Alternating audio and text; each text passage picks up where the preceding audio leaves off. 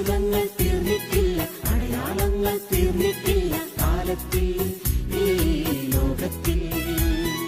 യേശുവേ നന്ദി, യേശുവേ സ്തുതി. എൻ്റെ പേര് ഷീജ, ഞാൻ കണ്ണാടിയിൽ നിന്ന് വരുന്നു. എനിക്ക് യൂട്രസിൽ മുഴയുണ്ടായിരുന്നു, 5 വർഷമായി.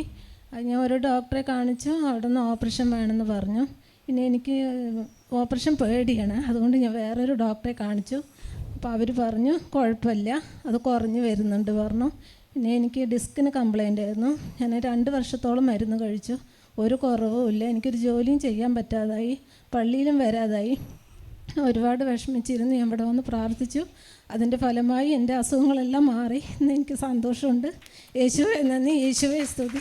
യൂട്രസ് സംബന്ധമായ രോഗങ്ങളും മൊഴിയായിരുന്നു, ഓപ്പറേഷൻ ചെയ്യണമെന്ന് പറഞ്ഞതാണ്. മറ്റൊരു ഡോക്ടറെ കണ്ടു, അത് ചുങ്ങി വരുന്നുണ്ടെന്ന് പറഞ്ഞു. അതുപോലെ നട്ടലിൻ്റെ വേദനയുണ്ടായിരുന്നു.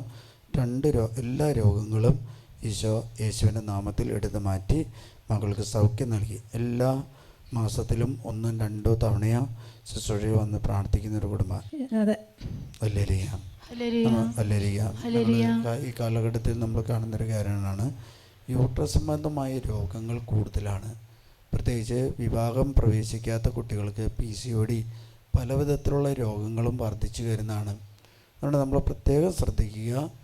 അതാണ് നമ്മുടെ തലമുറകളെ ഇല്ലാതാക്കുന്നത്. യൂട്രസ് സംബന്ധമായ രോഗം വന്നു കഴിഞ്ഞാൽ പിന്നെ ഗർഭാശയ സംബന്ധമായതുകൊണ്ട് മക്കൾ ജനിക്കില്ല.